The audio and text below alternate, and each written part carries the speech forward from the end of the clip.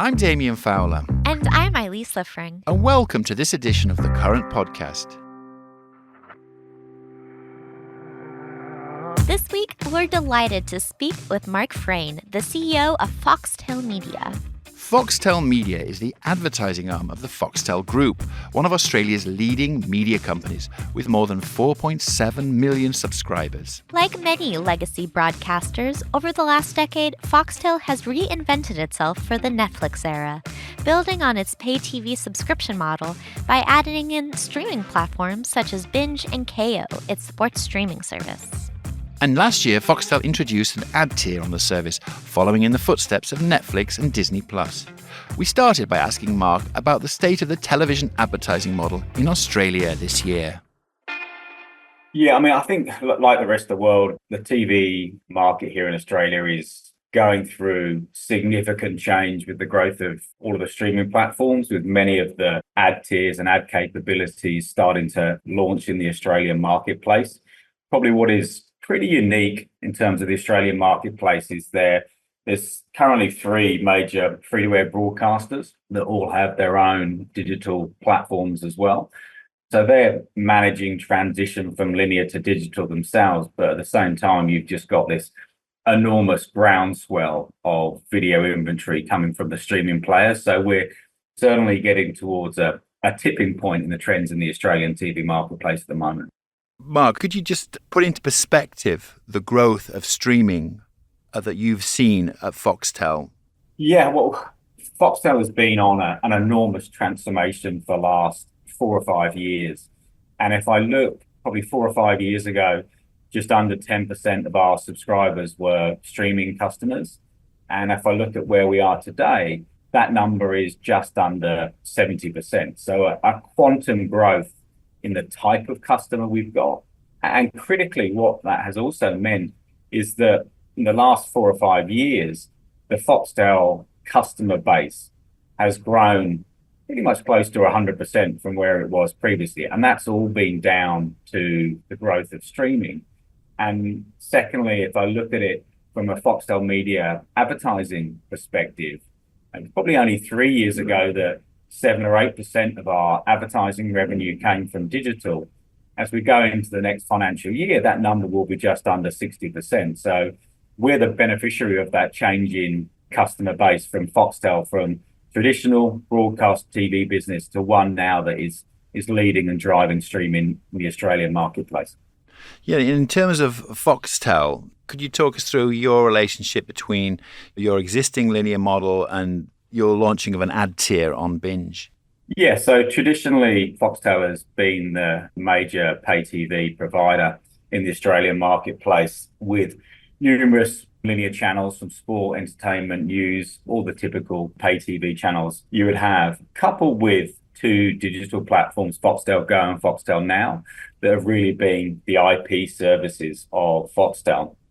And then over the last 4 to 5 years, the Foxtel Group has launched heavily into streaming. Firstly, it launched Kayo, dedicated sports streaming platform with over 40 premium sports, including both the major codes locally in Australia and a lot of the global content like Formula One, as an example. About 18 months, 2 years after launch of Kayo, we then launched Binge, Kayo's sister, if you like, entertainment platform, backed by a lot of HBO, NBCU content. So made a significant jump into streaming in the last 3 to 4 years. And that has allowed the Foxtel Group to pretty much double its subscriber count from being a traditional pay TV company to now one that plays heavily in streaming. You know, in the streaming ecosystem, which we all know is highly competitive right now, everyone's looking for subscribers and numbers. What's the competitive advantage that Binge brings to the table? Yeah, you're right. Number one, it's enormously competitive. I think table stakes now are a premium level of content, and fortunately from the global content producers that we work with, coupled with our local content, I think we've got a significant library of content that has depth. I think if you scratch the surface on some of the content offerings, you don't get the depth of premium content. On Binge, we've been very strict on running 4 to 5 minutes of ads an hour. and very tight on frequency capping, just to make sure that we give those customers that are buying into the value equation of subscription and advertising a very good customer experience, which includes both the content they're watching and also the advertising experience. How would you say Binge competes with other streamers when it comes to like content acquisition, production, and then maybe like ad experience? I think we're fortunate enough that the way almost the origins of the Foxtel pay TV business has given us content relationships and long-standing content relationships with the likes of NBCU, Warner Brothers, Discovery, the BBC Group, etc. So many of the big globally renowned media businesses. So that has allowed us to transition a lot of that content from the traditional pay TV channels onto an on-demand platform like Binge. And then we've been a significant investor in local content. So we've been able to both produce a number of Binge originals, but at the same time leverage the existing local content that we've already produced across the Foxtel group. Almost, we often describe it internally as one kitchen with many restaurants. And by that, I mean either many different points of distribution, whether that be a linear pay TV channel or whether that be a Binge on-demand platform. So we talk a lot about watchability as a term in our business and making sure that every platform that we represent, the ad experience stacks up to be the most watchable experience for customers. And does the content you have speak to specific audiences? Or are you finding that your audience is really across the board? There's no question. And I think that's the beauty of the streaming platforms, that various elements of kind of content bring in a very different audience. And we're in the streaming landscape. We're in this very much pause play mentality from a customer perspective. So if that content is so appealing for customers, they may come in and binge on that content for X amount of weeks or months and then dip back out, particularly with the younger end of the market that come in and out and then maybe into another streaming platform where they cited another bit of world kind of renowned content that's got heaps of social buzz with it. That's like the fickle Gen Z crowd, right? Basically, not to malign as a Gen Xer. As a millennial, I'm not saying anything. And so that's interesting when you talk about content in that way, and that has a lot to do with viewer retention, as you mentioned. Is there anything else that Foxtel is envisioning or strategizing to really hold on to those viewers or attract new ones? Yeah, I think from our perspective, we've got to continue to evolve the customer and product experience. There's not a moment to stand still in this streaming environment, whether that be improving the viewer quality from HD to 4K to 8K. I think customer expectations are so high. And whatever we do in terms of the content experience and the ad experience, we just got to make sure that total value equation stacks up. Yeah, in the US at least, bundling is very popular, especially if you're a major network like Disney that's bundling like 3 different of its like streaming services. What about when it comes to like partnerships with you guys? Are you looking into any of those types of offerings when it comes to like bundling, or are you looking to like partner with any network or streamer? The Foxtel group is kind of partnership is embedded in our model, whether that be, as I mentioned before, the content partners, the Warner Brothers, the NBCUs of this world. So we've had long-standing relationships and partners with them moving forward. And going back to earlier points upon the value equation, even in the core Foxtel set-top box business, over time, we've continued to add all of the streaming platforms to that service, whether it be Netflix, whether it be Amazon, whether it be Paramount. So customers have felt they were getting more of their content choices, more of their streaming platforms in one place. So there's been a level of partnership with the streamers right from the outset, even with the core set-top box business. And we've carried that on to where we are today. In the last few weeks, we launched Hubble, which is our new streaming aggregation business. And within that platform, we've got a stack and save opportunity for customers where, to your point on bundling, the more subscriptions they have, they get a bottom line discount. And I think there's so many customers out there, I put myself in that bracket, that you sign up to numerous streaming services and half the time you don't know exactly how many you've got and how much you're paying for. So we've actually centralized that into one platform, one invoice with a stack and save kind of discount position for customers that have multiple streaming options. So partnership is embedded in our model, no question. Yeah, that's easy. I wish we had that here, honestly, because there's not one, really. Kind of have to look back on everything you're charging, and that's to your card, and that's all. It doesn't take long for months to pass and realize you're still paying for multiple services you haven't watched for a while. Definitely. In terms of like your customer research or your audience first approach, what are you hearing from your customers vis-a-vis whether ads are a game changer for them, in this era of subscription fatigue and all of that? Are customers receptive to that ad load you're talking about? And is that a selling point for Binge and your streaming channels when it comes to advertisers and attracting advertisers to those platforms? We are very kind of careful in everything we do from an advertising perspective to respect our customers. We've got a very customer first mentality within the Foxtel Group. It's one of our values. And to your point, we test the various levels, as I mentioned earlier, engagement and attention that our customers, in terms of their level of response to the content and the advertising.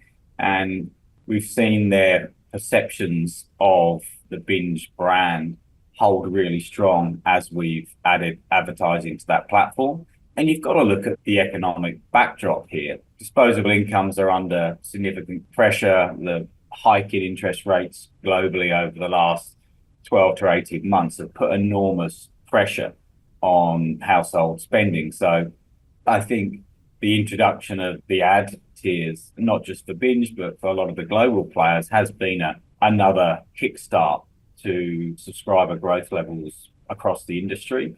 And it just gives customers optionality.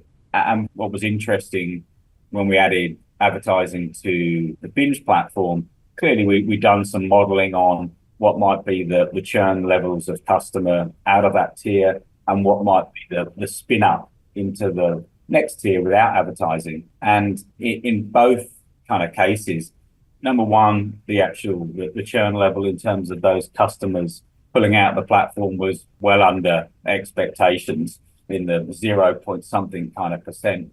And a handful of more customers spun up. So we were left with a scalable audience, even probably bigger than we actually modeled for our advertisers. So it's a really good story. So I think the research got us in the right place in terms of the ad experience we put forward.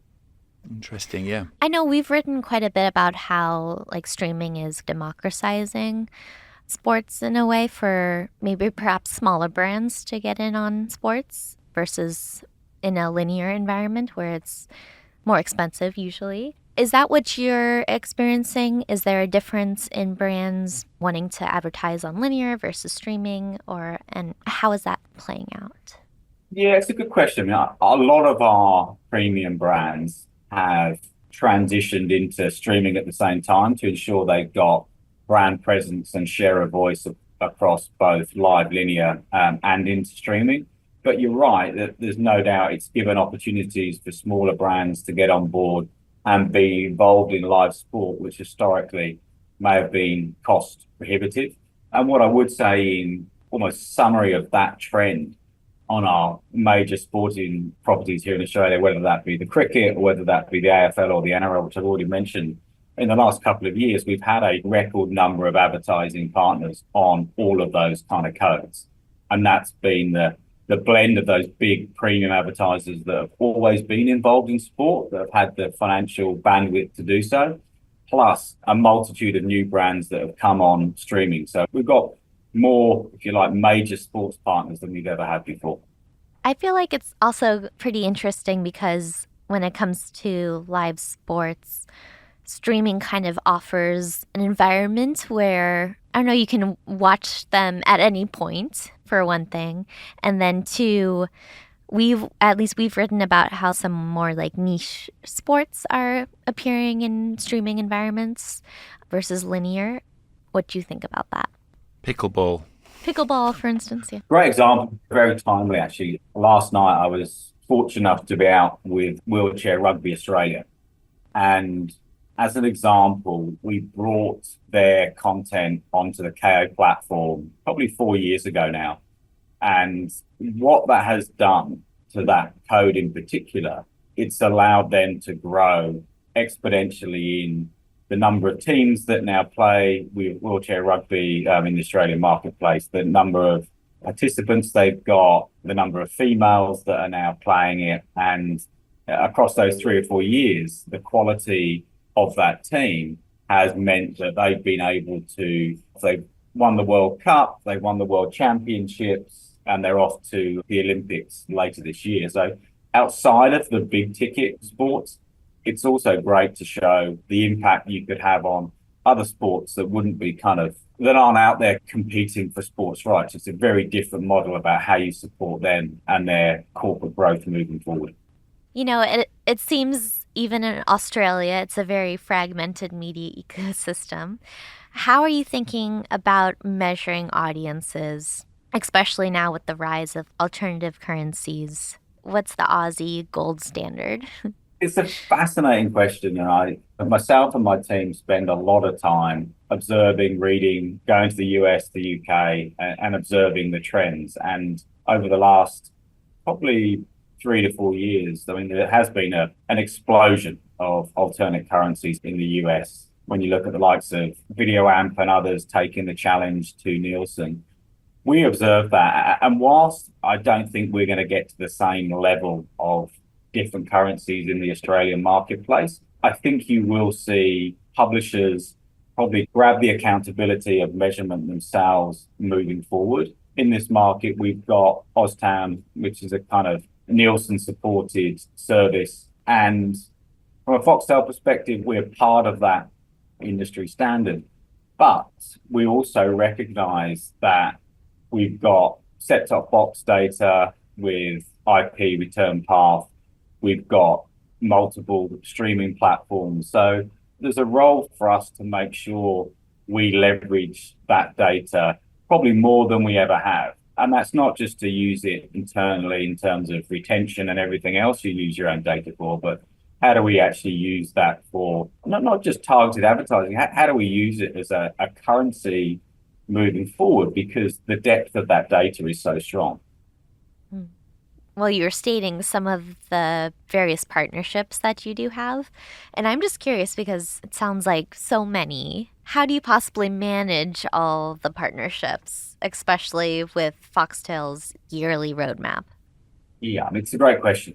I think, fortunately, a lot of the content deals that the Foxtel business had is, number one, they're multi-year agreements, and therefore the start and renegotiation dates, a lot of those content deals are spread out across multiple years. So that gives us an opportunity to probably manage the heavy lifting part of those deals, which is often the renegotiation and the work to move forward to continue a deal. But I think, and this is not just on the content side, this is certainly on the advertising side. One piece of feedback that we get, and probably more so than ever right now, is the importance of senior relationships in the industry. Never have we seen probably an influx of such scale in terms of global streaming competitors coming to the market, particularly on the advertising and ad tier side. And one thing that can continue to stand us in good stead is the senior level of relationships that we hold in the industry. And that's not exclusive to Australia. I think that's in any market. And that's one part that we take very seriously in terms of how we manage our partnerships, whether they be content or advertiser related. We'd like to get a perspective of your year in view. What's exciting you about the next 6 months? Yeah, I think going back to the point of kind of competition, we'll have Amazon Prime will launch its advertising service from a streaming video perspective later this year. Paramount Plus have just announced the launch of their ad tier. So there's enormous activity and interest in the category. So our focus is, number one, to be part of that growth curve in streaming video, if not lead it in many areas. And probably one of the areas that, I'm being truly honest, that I wouldn't have forecast that our involvement as a business, whether that be Foxtel Media or me personally, in audiences and in measurement. I've never been as personally involved in that area. And I think there's an opportunity to get that right. And most importantly, getting that right stands us in great stead for future growth. So seeing an explosion in both currencies and measurement, attention, engagement, and new metrics. So that feels like the new battleground for us moving forward, and one that, from a Foxtel perspective, we want to make sure that we lead.